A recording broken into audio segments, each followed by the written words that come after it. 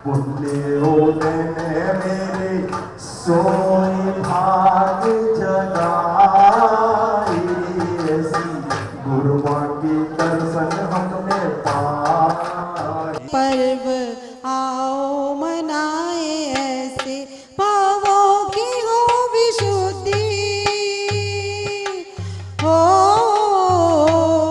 भावों की हो विशुद्धि, जिन वर की पूजा करके 10 धर्म का ये पर्व आओ मनाए ऐसे। बोलो 1000 शिव शासन नायक श्री महावीर भगवान की जय। करो अभिषेक जिन वर का पहाड़ों की चढ़ाई है, करो भक्ति जिनेश्वर की पहाड़ों की चढ़ाई है। करो करो रे प्रभु के दर्शन हाले हाले हाले हाले, मंदिर की भक्ति में मेरा मन डोले, पीरा के चरणों में मेरा मन डोले।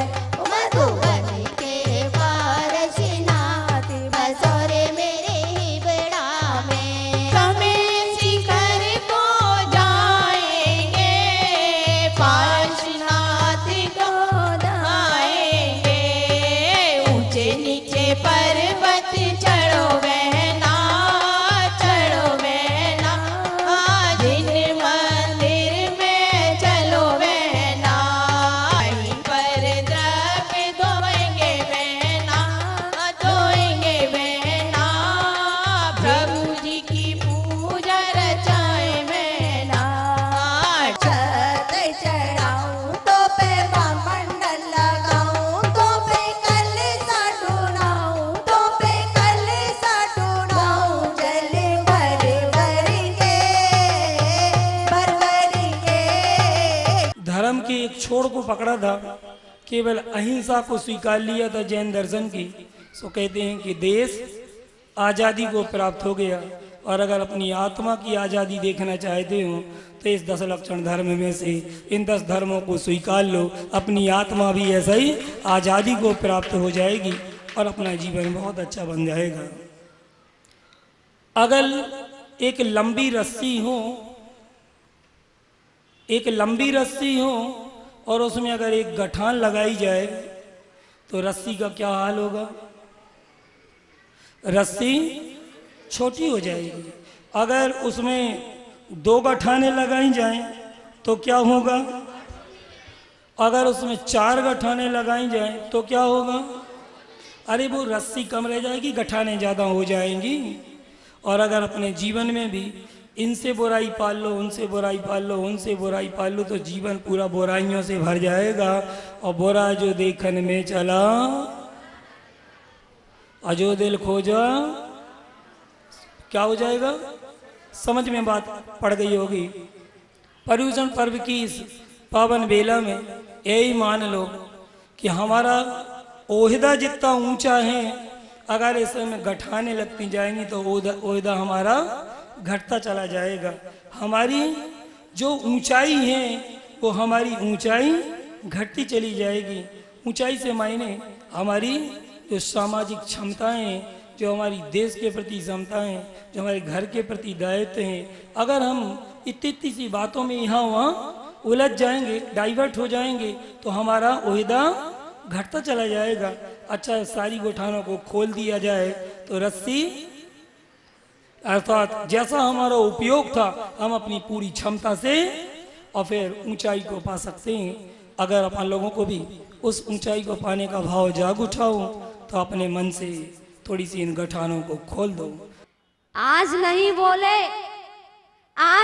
बोले तुम अपने विरोधियों से, तो यही विरोधी अगले बम में फिर से तैयार है। चलेंगे और महलों में रहेंगे। कोई ऊपर के महल में जाएगा तो कोई नीचे के महल में जाएगा, और जिसकी ज्यादा विरोध होंगे उसके यहाँ नीचे महल है, बहुत सुंदर है, वहां इतनी सुंदर व्यवस्था है कि जहां जन्म लेता है तो जन्म लेते ही सहस्र बिच्छू की तरह डंक जैसा ऐसा दुख पीड़ा मिलती है। और उसका किराया कितने दिन के लिए कोठी बुकिंग होती है? 1 सागर, 3 सागर, 7 सागर, 10 सागर, 17 सागर, 22 सागर, 33 सागर तक ऐशो आराम की जिंदगी जिएंगे। कर लो, बांध लो गठाने। 33 सागर तक की शहर होगी। एक दूसरे को मार काट करेंगे। सोचो, विचार करो, यहीं की यहीं क्षमा याचना कर लो। ऐसे कोई परिवार है? माता जी, आपको ऐसा लगता है कि यहाँ पे कोई ऐसे परिवार है? हमारे यहाँ पे कोई नहीं है। हम तो सब बढ़िया है और बढ़िया भी होना चाहिए। लेकिन अगर किसी के मन में 19-20 भी हो तो गठान खोल लेना, अन्यथा ये अगले भव में 10 भव तक बेर किया जिसने, पीड़ाएं देकर मन मानी। कितने भव तक बेर किया? 10 भव तक, 10 भव तक बेर किया था। किसने? किसने? कमठ के जीव ने। किसके साथ? पारसनाथ के साथ। जब पारसनाथ भगवान को नहीं छोड़ा तो हम कहां से आए? सोचो, विचार करो। बहुत से बहुओं को ससुर जी बहुत अच्छे लगते हैं, सासू जी नहीं अच्छी लगती। बच्चों को पापा बहुत अच्छे लगते हैं, मम्मी नहीं अच्छी लगती। क्यों नहीं अच्छी लगती? क्योंकि मम्मी ज्यादा समय तक रहती है, पापा कम समय रहते हैं और डिमांड पूरी करते हैं। और सासू जी पूरे दिन रहती हैं, ससुर जी थोड़ी देर के लिए रहते हैं, डिमांड पूरी करते हैं, इसलिए ससुर जी अच्छे होते हैं। आज तक किसी बहू ने नहीं कहा कि मेरे ससुर जी खराब हैं। इक्का दुक्का की बात छोड़ो, जितनी भी बहुएं मिलेंगी हमें वो यही कहेंगे हमारे ससुर जी बहुत अच्छे हैं। ससुर जी भी खुश हो जाते हैं, है? अब सासें बदलने लगी हैं। अब सासें खुद सूट पहनती हैं तो बहुओं को पहनाती हैं, खुद जींस टॉप पहनती हैं तो बहुओं को पहनाती हैं। अब सासें अच्छी हो गई है। पहले एक मर्यादा हुआ करती थी, आज वो मर्यादा पूरी समाप्त हो चुकी है। क्या हमारी संस्कृति बची है? आज सूट पहन करके आती है तो ना तो लगता ये पंजाबी है, ना पता चलता ये हिंदू है, और ना पता चलता ये बहू है, और ना पता चलता ये बेटी है। बताओ आप, अब कैसे पहचाने कौन तुम्हारी बेटी है, कौन तुम्हारी बहू है? क्या होता जा रहा है? पहले आंखों में डरते थे,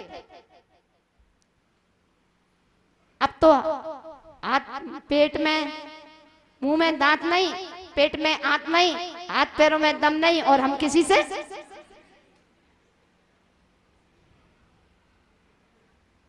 मैंने नहीं कहा, आप नहीं कहा कि हम किसी से कम नहीं। औरों की बात छोड़ो, खुद को जरा टटोलो, लेकर क्षमा का साबुन इस आत्मा को धो लो। वैसे तो धो रहे हो इस तन के मैल को तुम, लेकिन चढ़ा रहे हो इस मन पे मैल को तुम। औरों को दुख देकर क्या सुख मिलेगा बोलो, औरों की बात छोड़ो, खुद को जरा टटोलो। जब कभी गुस्सा आए आपको, रिकॉर्डिंग चल रही है और ये जहां भी जाएगी, जिसको जो भी सुने उन सबसे कह रही हूं मैं कि जब किसी को गुस्सा आए तो वो सीधे गुस्से में आना आसमती माता जी के पास और अपना गुस्सा उतार जाना, तो यहाँ पे तुम्हें समाधान मिल जाएगा।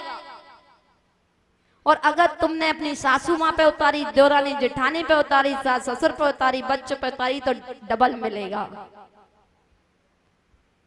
रिटर्न में डबल मिलेगा। अरे क्या करना है, छोटी सी जिंदगी है, हंस लो बोल लो, कुछ नहीं रखा, झुक जाओ। क्षमा वीरस्य भूषणम, क्षमा मंगवाने में क्षमा वाणी नहीं है, क्षमा मांगने में क्षमा वाणी है। क्षमा करवाने वाले में क्षमा वाणी नहीं है, क्षमा करने में क्षमा वाणी है। जो क्षमा मांगता है और क्षमा मांगने से वाला करने वाला और बड़ा होता है। तो हम कितने लोग हैं जो आज क्षमा वाणी पर्व बनाएंगे? एक बार हाथ खड़ा करेंगे कि पहले उनसे क्षमा मांगेंगे जिन्होंने, जिनके साथ हम कम बोलते हो, जिनके साथ हमारी अनबन हो। हमने कभी अपने नौकर से क्षमा मांगी? कितना सुनाते हैं। हमने अपनी भाइयों से क्षमा मांगी? हम कितना सुनाते हैं। कितनी वो मेहनत करती है फिर भी हम सुनाते हैं। हम अपने बच्चों को कितना मारते हैं, दूसरे की गुस्सा बच्चों पे उतारते हैं, कभी क्षमा मांगी? श्रीमान जी ने कुछ कह दिया, उठाया डंडा और ले लिया बच्चों पे। सासू माँ ने कुछ कहा, लिया डंडा और बच्चों पे। क्या बिगाड़ा है बच्चों ने? किसकी गुस्सा कहाँ उतारते हो? ये छोटी छोटी चीजें होती है। हंस लो, बोल लो, खूब लड़ लो, भिड़ लो, कुछ भी कर लो। एक डंडा तुम भी ले लो, एक डंडा तुम भी ले लो, दोनों आपस में गिल्ली डंडा खेल लो, डांडिया खेल लो और आपस में एक हो जाओ। उसका नाम क्षमावाणी पर्व है। क्यों? ऐसा ही होना चाहिए। कभी कभी परिस्थिति ऐसी हो जाती है कि कानों का सुना हुआ भी गलत हो जाता है, आंखों का देखा हुआ भी गलत हो जाता है। परिस्थिति को समझे, हमें व्यवस्थित होना है, हमें व्यवस्था नहीं चाहिए, हमें व्यवस्थित होना है। हम हर हाल में व्यवस्थित हो जाए। क्षमावाणी पर्व कह रहा है, अगर अपने जीवन में शांति चाहिए, अपने जीवन को सुखमय बनाना हो, तो या तो सामने वाले के हो जाओ या सामने वाले को अपना बना लो और क्षमावाणी पर्व हर दिन मना लो। बहुत सारी चीज है, समय बहुत कम है, बहुत देरी से बैठे हुए इंतजार कर रहे थे, है ना, जल्दी छोड़ना है। अगर कोई भी विषय लेंगे तो बहुत लंबा हो जाएगा। हमारे अंदर कभी कोई परेशानी आ जाए, किसी से कहा सुनी हो जाए, तो हम सतियों को याद करें, मुनि राजों को याद करें, उस समय जिनके ऊपर उपसर्ग हुए हैं उनको, महापुरुषों को याद करेंगे तो हमारे अंदर भी क्षमावाणी पर्व जीवन में उतरता चला जाएगा और हम भी हर दिन क्षमावाणी मनाते चले जाएंगे। और जिस दिन एक दिन पूरी तरह से क्षमावाणी, हमारे क्षमा भाव हमारे अंदर आता चला जाएगा, तो ये 10 धर्म भी हमारे अंदर उतरते चले जाएंगे। पहले धर्म ने कहा था क्रोध की विदाई करो, दूसरे धर्म ने कहा था उत्तम क्षमा धर्म ने कहा था क्रोध को विदा कर दो, उत्तम मार्दव धर्म ने कहा मान को विदा कर दो, और उत्तम आर्जव धर्म ने कहा मायाचारी की विदाई कर दो, और उत्तम शौच धर्म ने कहा लोभ की विदाई कर दो। जब ये 4 विदा हो जाएंगे तो सत्य धर्म आ जाएगा। जब सत्य धर्म आ जाएगा तो तप की साधना करने लगोगे। जब तप की साधना करोगे तो धीरे धीरे त्याग हो जाएगा।